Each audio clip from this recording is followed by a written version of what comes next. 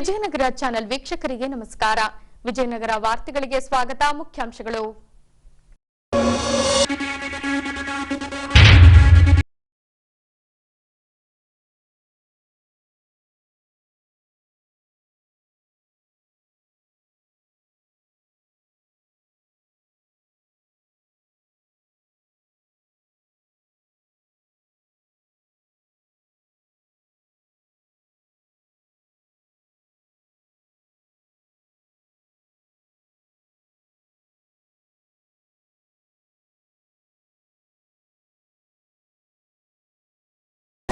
ಸ್ವಉದ್ಯೋಗಕ್ಕೆ ಸಹಕಾರಿ ಪ್ರಾಂಶುಪಾಲರಿಂದ ಸ್ಪಷ್ಟ. ಈಗ ವಾರ್ತೆಗಳ ವಿವರ.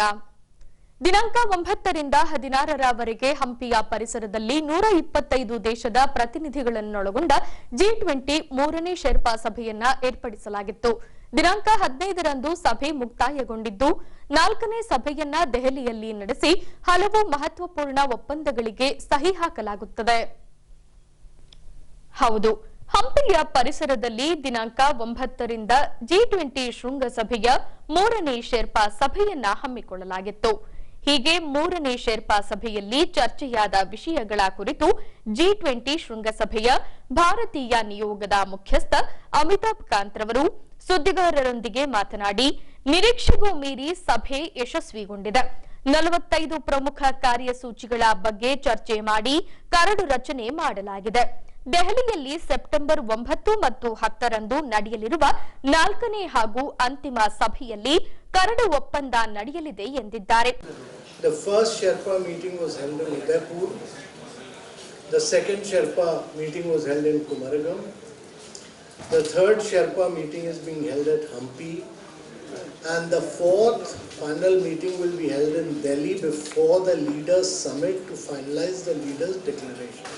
So, as you are all aware, many of you are from Hampi, but for those of you who are not from Karnataka, who have come from Delhi, we've tried to do it at a leading heritage site, which is one of India's greatest heritage sites on the banks of Tungabhadra, and which is the last capital of the kingdom of Vijayanagara. And to our mind, this is it has some very intricate and captivating Dravidian style monuments.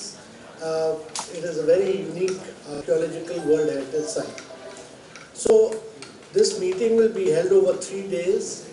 We will see over about 125 delegates from G20 members, from invitee countries and from international organizations. And their objective will be to co-draft the G20 Leaders Declaration in September. This is a co-drafting exercise because we have to bring everybody together and we have to get a consensus on this. Many of you may be aware that the Prime Minister said that India's G20 presidency has to be very inclusive, very decisive, very ambitious and very action-oriented. And in keeping with that spirit, we have kept our, if you look at our draft which we have circulated. ಇನ್ನು G20ಗೆ ಆಗಮಿಸಿರುವ ಶೆರ್ಪಾಗಳು ಹಂಪಿಯ ಸ್ಮಾರಕಗಳನ್ನ ವೀಕ್ಷಿಸಿ ಬೆರಗಾಗಿದ್ದಾರೆ. ಇಲ್ಲಿಯ ಭೂರಚನೆ, ಕಲೆ, ಸಂಸ್ಕೃತಿ, ಸಂಗೀತ, ನೃತ್ಯಗಳಿಂದ ವಿದೇಶಿಗರು ಪ್ರಭಾವಿತರಾಗಿದ್ದಾರೆಂದರು. To accelerate progress on SDG, and a new action plan for 7 years has been worked out by a development working group. And therefore, we will be asking all countries to do effective implementation of G20 2023 action plan to accelerate progress on SDG. We will also recognize the role of digital transformation for data for development. We are focusing on supporting the United Nations Summit on SDG later in the year, and we will also push for several other things, including there is a whole focus on eliminating hunger and malnutrition, on universal health coverage, on finance and health for pandemic, which we are focusing on, and on delivering quality education. All these are key issues. And then there is a focus on green development pact for a sustainable future. And there we are discussing issues of lifestyle for sustainable development, which Prime Minister has talked about, life, which has been a key area of focus, and also developing sustainable, inclusive and just transitions globally. We have focused on delivering on climate finance. We have focused on conserving, protecting and restoring ecosystems. We have focused on harnessing and preserving the blue economy, blue ocean economy. We have focused on ending plastic pollution. We have focused on reducing disaster risk and building resilient infrastructure. All this as a part of Green Development Pact. Then we are also focusing on multilateral institutions for the 21st century, and this is absolutely necessary for money to flow into the emerging markets. And there we are focusing on several issues like reforming international financial institutions. As many of you are aware, there's a report which has been commissioned by under the chairmanship of Larry Summers and N.K. Singh, for which the first half of the report has been submitted, the first chapter, and we will be discussing that after the Finance Ministry has discussed it. We will be taking it forward to implement also IMF reforms and also expert group report on reforming the multilateral development banks to meet shared global responsibility.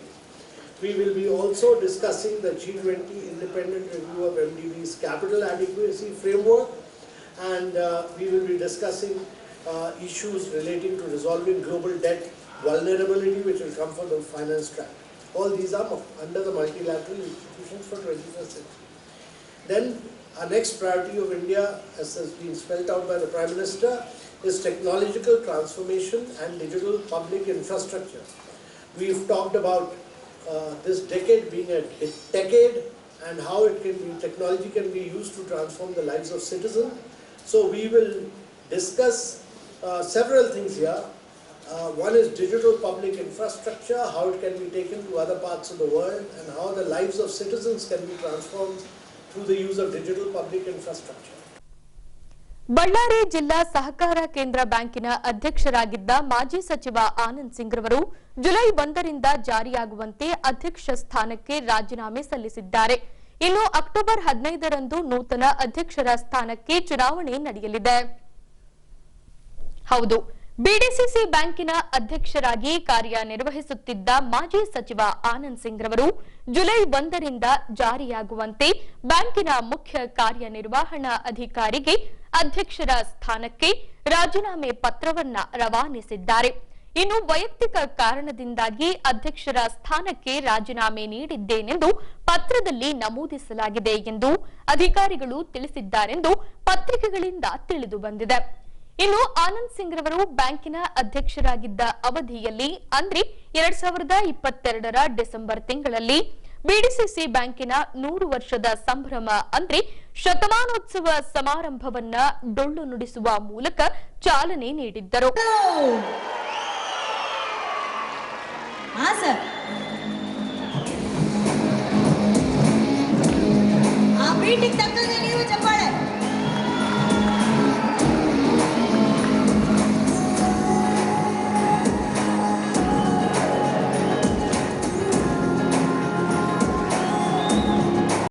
ಇನ್ನು ಹಿಂದಿನ ಸಹಕಾರಿಗಳು, ನಿರ್ದೇಶಕರು ಹಾಗೂ ಆಡಳಿತ ಮಂಡಳಿಯ ಶ್ರಮದಿಂದಾಗಿ BDCC bank 100 ವರ್ಷ ಪೂರೈಸಲು ಸಾಧ್ಯವಾಗಿದೆ.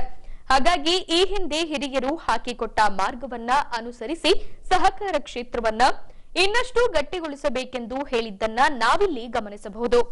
ಇವತ್ತು ಸುವರ್ಣ ಅಕ್ಷರಗಳಲ್ಲಿ ಬರೆದಿಡುವಂತಹ ಒಂದು ದಿವಸ, ಅದು ನಮ್ಮೆಲ್ಲರಿಗೂ ಮತ್ತು ನನ್ನ ಈ ಸಾರ್ವಜನಿಕ ಜೀವನದಲ್ಲಿ ಈ ಒಂದು 100ನೆಯ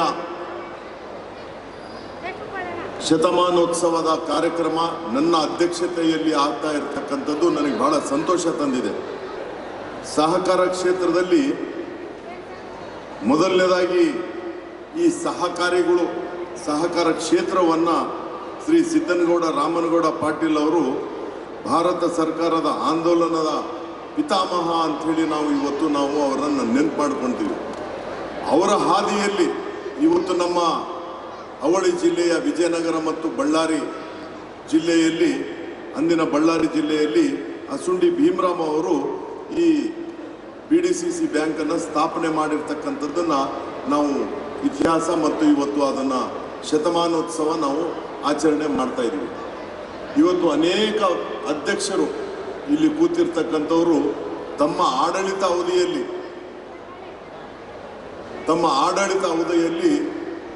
ಈ ಸಹಕಾರ ಬ್ಯಾಂಕನ್ನು ರೈತರಿಗೆ ಯಾವ ರೀತಿ ಕಟ್ಟೆಕಡ ರೈತನಿಗೆ ಬ್ಯಾಂಕಿನ ಸವಲತ್ತುಗಳನ್ನು ಯಾವ ರೀತಿ ಬಡ್ಡಿರಹಿತ ಸಾಲವನ್ನು ಕೊಟ್ಟು ಮತ್ತೆ ಠೇವಣಿಯನ್ನು ಹಿಂದಿರುಗಿಸ್ಕೊಳ್ಳೋದ್ರಲ್ಲಿ ಇವತ್ತು ಸರಿಯಾಗಿ ಆಡಳಿತ ಮಾಡಿರೋದ್ರಿಂದ ಇವತ್ತು 100 ವರ್ಷ ಅಂದರೆ 102 ವರ್ಷ ಆಯಿತು.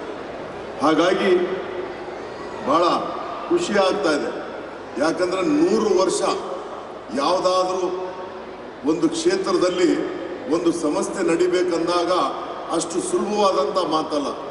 ಇವತ್ತು ಖಾಸಗಿ ಸಂಸ್ಥೆ ಒಬ್ಬ ವ್ಯಕ್ತಿ ನಡೆಸಬೇಕಂದ್ರೇ ಈ 5, 10, 15 ವರ್ಷ 20 ವರ್ಷ ನಡೆಸಬೇಕಂದಾಗ ಬಹಳ ಕಷ್ಟ. ಯಾಕಂದರೆ ಅಲ್ಲಿ ಕೊಡುವಂಥ ಸಲಹೆ ಮುಖಾಂತರ ಆಡಳಿತ ನಡೆಸಬೇಕಾದಾಗ ಅಷ್ಟು ಸುಲಭವಾದಂಥ ಈ ಒಂದು ವ್ಯವಸ್ಥೆ ಅಲ್ಲ. ಅಂಥದ್ರಲ್ಲಿ ಸಹಕಾರಿಗಳು ಮತ್ತು ನಿರ್ದೇಶಕರು ಮತ್ತು ಆಡಳಿತ ಮಂಡಳಿಯ ನಿರ್ದೇಶಕರು ಎಲ್ಲರೂ ಒಟ್ಟಾಗಿ ಸೇರಿ ವಿಶ್ವಾಸಕ್ಕೆ ತಗೊಂಡಾಗ ಮಾತ್ರ ಈ ರೀತಿ ಸಾಧನೆ ಮಾಡೋದಕ್ಕೆ ಈ ಕ್ಷೇತ್ರದಲ್ಲಿ ಸಾಧ್ಯ ಅನ್ನೋದಕ್ಕೆ ಇದು ನಮ್ಮ ಬಳ್ಳಾರಿಯ BDCC ಬ್ಯಾಂಕು ಒಂದು ಮಾದರಿ ಅನ್ನೋದನ್ನ ಈ ಸಂದರ್ಭದಲ್ಲಿ ಹೇಳೋಕೆ ಇಚ್ಛೆ ಪಡ್ತೇನೆ. ಇನ್ನು ಅಕ್ಟೋಬರ್ನಲ್ಲಿ ನಡೆಯುವ ಅಧ್ಯಕ್ಷರ ಸ್ಥಾನಕ್ಕೆ ಆನಂದ್ ಸಿಂಗ್ ರವರು ಸ್ಪರ್ಧಿಸುತ್ತಾರೋ ಅಥವಾ ಇಲ್ಲವೋ ಎಂಬುದನ್ನ ಕಾದು ನೋಡಬೇಕಿದೆ. 2023-24ನೇ ಶೈಕ್ಷಣಿಕ ಸಾಲಿನ ಪ್ರವೇಶಾತಿ ಕಾರ್ಯ ಪ್ರಾರಂಭಗೊಂಡು ಈಗಾಗಲೇ ಕೆಲ ಕಾಲೇಜಿನಲ್ಲಿ ಮುಕ್ತಾಯಗೊಂಡಿದೆ. ಹೀಗೆ ನಗರದ TMAE ಕಾಲೇಜಿನಲ್ಲಿ ಪ್ರವೇಶಾತಿ ಕಾರ್ಯಕ್ರಮದ ಸಮಾರೋಪ ಸಮಾರಂಭ ನಡೆಸಲಾಯಿತು. ನಗರದ ಬಳ್ಳಾರಿ ರಸ್ತೆಯಲ್ಲಿ ಬರುವ TMAE ಸೊಸೈಟಿಯ ಪಾಲಿಟೆಕ್ನಿಕ್ ಕಾಲೇಜಿನಲ್ಲಿ ಪ್ರಸಕ್ತ ಶೈಕ್ಷಣಿಕ ಸಾಲಿನ ಪ್ರವೇಶಾತಿ ಕಾರ್ಯಕ್ರಮದ ಸಮಾರೋಪ ಸಮಾರಂಭ ಹಮ್ಮಿಕೊಳ್ಳಲಾಗಿತ್ತು. ಈ ವೇಳೆ ಕಾಲೇಜಿನ ಪ್ರಾಂಶುಪಾಲರಾದ ಡಾಕ್ಟರ್ ಶಂಕರಾನಂದ ರವರು ಕಾಲೇಜಿನ ಕುರಿತು ಮಾರ್ಗದರ್ಶನ ನೀಡುತ್ತಾ ಮಾತನಾಡಿ, ಗುರು ಹಿರಿಯರಿಗೆ ಗೌರವ ನೀಡುವುದರ ಜೊತೆಗೆ ಕಾಲೇಜು ಆವರಣದಲ್ಲಿ ಶಿಸ್ತನ್ನ ಕಾಪಾಡಿಕೊಂಡು ಬರುವ ಮೂಲಕ ಕಾಲೇಜಿನ ಘನತೆಗೆ ಧಕ್ಕೆ ಬಾರದಂತೆ ನೋಡಿಕೊಂಡು ನಿಮ್ಮ ಭವಿಷ್ಯವನ್ನ ರೂಪಿಸಿಕೊಳ್ಳುವಂತೆ ವಿದ್ಯಾರ್ಥಿಗಳಲ್ಲಿ ಕರೆ ನೀಡಿದರು. ಈ ವೇಳೆ ವಿದ್ಯಾರ್ಥಿನಿಯೊಬ್ಬರು ಕಾಲೇಜಿನ ಕುರಿತು ತಮ್ಮ ಅಭಿಪ್ರಾಯ ಹಂಚಿಕೊಂಡರು.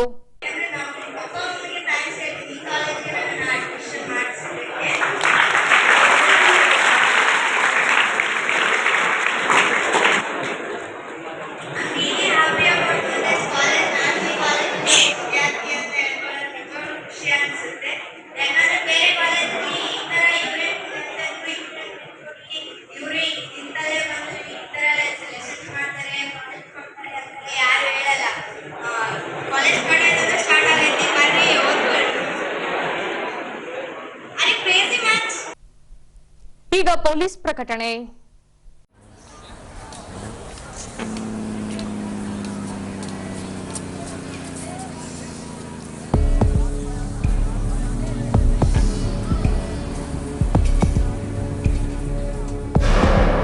ನಿಲ್ಲಿ.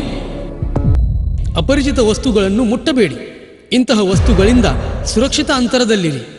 ಕಾರಣ ಅವುಗಳಿಂದ ಯಾವುದೋ ರೀತಿಯ ದುರ್ಘಟನೆ ಸಂಭವಿಸಬಹುದು. ರೈಲ್ವೆ ಸ್ಟೇಷನ್, ಬಸ್ ಸ್ಟ್ಯಾಂಡ್, ಸಂತೆ, ಸಿನಿಮಾ ಹಾಲ್ ಮುಂತಾದ ಸಾರ್ವಜನಿಕ ಸ್ಥಳಗಳಲ್ಲಿ ಇಂತಹ ಸಂಶಯಾಸ್ಪದ ವಸ್ತುಗಳು ಕಂಡುಬಂದರೆ ಸಮೀಪದ ಪೊಲೀಸ್ ಠಾಣೆಗೆ ಸಂಪರ್ಕಿಸಿ. ಈಗ ಕೊನೆಯಲ್ಲಿ ಮತ್ತೊಮ್ಮೆ ವಾರ್ತೆಗಳ ಮುಖ್ಯಾಂಶಗಳು.